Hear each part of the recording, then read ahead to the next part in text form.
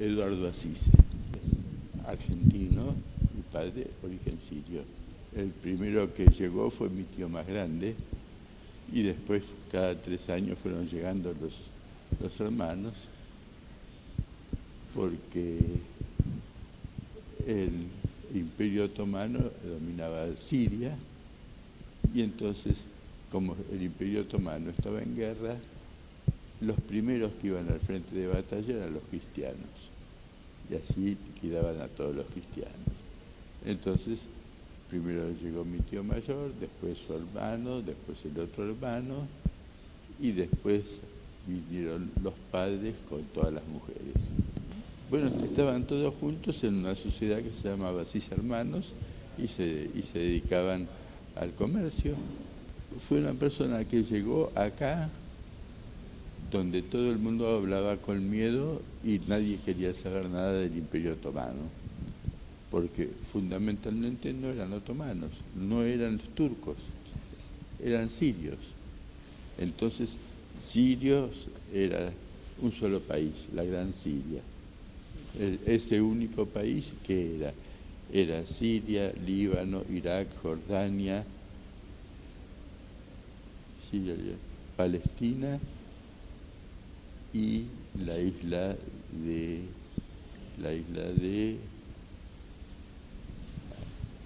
creo que ya me va a venir. Bueno, eso después de la Primera Guerra, que se crearon los patronatos y entonces se lo fueron repartiendo entre Inglaterra y Francia.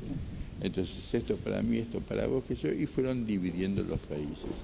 Pero entonces, por ejemplo, Beirut era el puerto de Siria. Beirut era el puerto de Siria. Y no había ni sirios ni libaneses, era la Gran Siria de entonces. O sea, Líbano formaba parte de Siria, Palestina formaba parte de Siria, Irak formaba parte de la Gran Siria. Era la Gran Siria, que la fueron dividiendo. Entonces, Irak se lo dieron a los ingleses, Palestina se lo dieron a los ingleses, Siria se lo dieron a los franceses. Y así fueron diciendo esto para mí, para vos, para mí, para... Y después Siria, lo que era Siria, lo dividieron en dos, Siria y Líbano, también para los franceses. Acá vino un embajador del Imperio Otomano, en octubre de 1910, que era el emir Emin Arslan. El emir, al principio, tenía algún contacto con la comunidad de habla árabe, pero no aceptaban que él fuera representante del Imperio Otomano. O sea, fue una primera división que duró muy poco tiempo. Él comprendió cómo era la situación y entonces empezó a participar de las instituciones sirio-libanesas. ¿Y qué pasó? Le exigieron al emir, como representante diplomático de Turquía, que entregara toda la documentación que él tenía al embajador alemán. Bueno, ahí hubo un problema hasta que intervino la Suprema Corte y hizo que sí que le entregara todas las cosas al embajador alemán. Mientras tanto, el emir siguió participando, fundó la Asociación Drusa, etcétera, etcétera. Pero después, con el correr del tiempo, me empezó a sonar por qué se incendió la casa del emir en Punta del Este. La casa del emir, hay la playa primera de Punta del Este, es la playa del emir. En la playa del emir tenía su gran casa, que lo había hecho el arquitecto Christoffersen. Yo estuve viendo los planos hace poco tiempo de eso, y bueno, después me entero que el emir, cuando se instala con la comunidad de habla árabe en la Argentina, fue condenado a muerte por Turquía. Entonces no podía ir nunca más a Turquía y no podía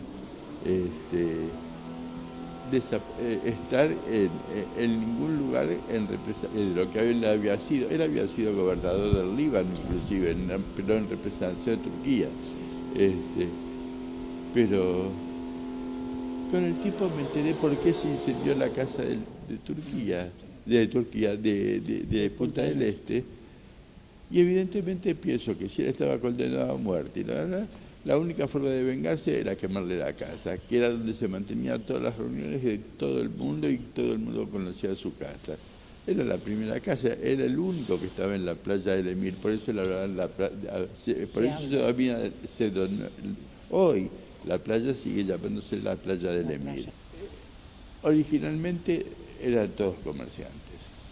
Había habido sociedades efímeras, había habido sociedades, grandes sociedades, pero con pocos.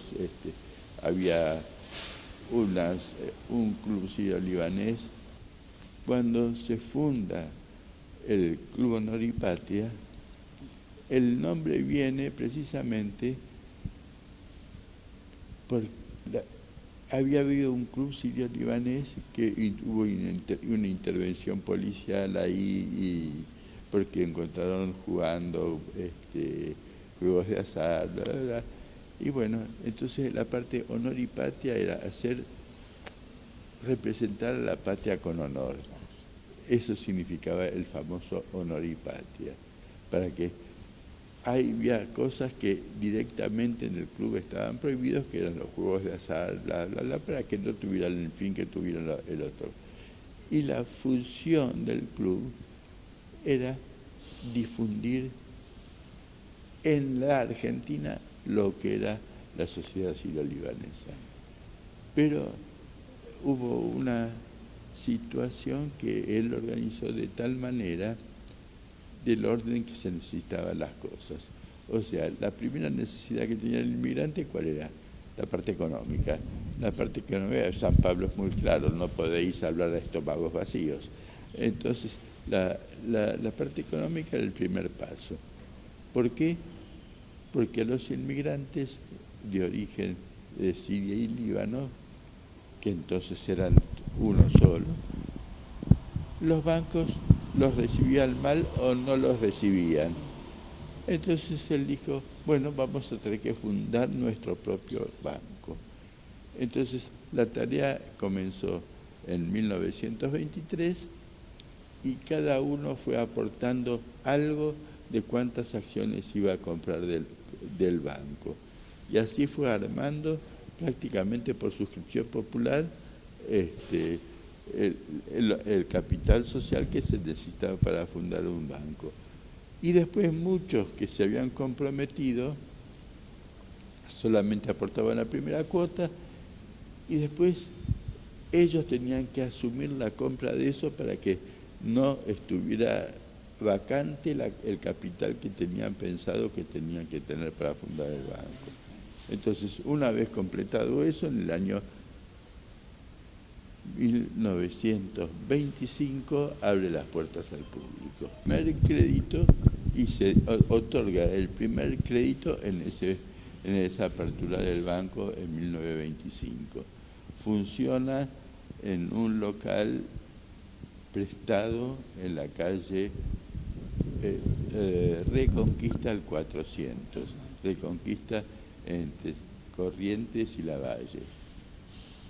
Ahí funciona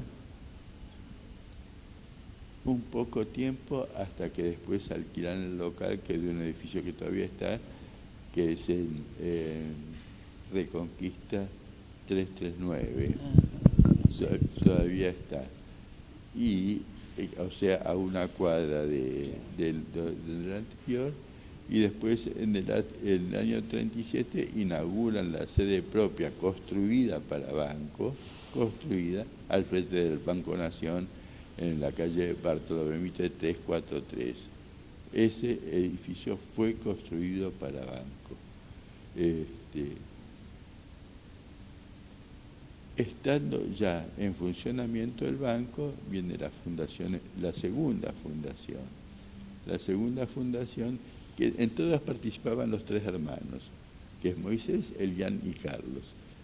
En el caso del banco, mientras Eliana estaba en Europa, averiguando en Europa todos los trámites que tenía que hacer para tener una conexión y una sociedad con los bancos europeos, Carlos recorría todo el país para que opinen la gente de todo el país que opinaba de tener el banco propio y recibir la necesidad que todos querían tener el banco propio. Después de eso vino el patronato Sirio Olivares. ¿Por qué? Porque llegaban acá muchos que no tenían ningún tipo de documentación, bla, bla, bla, y necesitaban hacer los trámites de inmigración. El patronato no solamente los recibía, sino que si tenían parientes en el interior les daba el pasaje para que fueran a su lugar, y si al que se quería comer les daba el pasaje para que se volvieran allá. Bueno, en el primer año del patronato, el patronato hizo ingresar o ayudó a documentar o ingresar al país aproximadamente 900 personas en el año 1928, que se fundó el patronato. Los estatutos del patronato los aprobó el presidente Alvear. O sea que en el primer año, en la memoria y balance del primer año, está la nómina de los casi 900, 876 creo que eran, de todos los que el patronato intervino para lograr que se afincaran acá en el país, con documentos, con aceptación de la Dirección de Inmigraciones, que se llamaba entonces. Bueno, después del patronato viene la crisis del 30, que empezó el 29.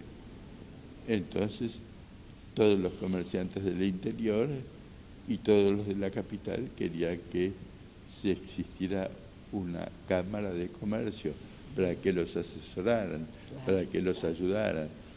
La cámara de comercio tenía un fin de salvar los negocios de los que estaban casi en estado de quiebra, haciendo un acuerdo.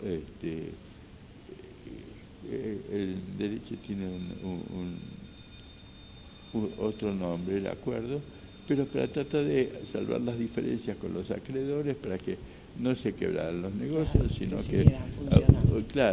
que hubiera una quita y que los negocios siguieran.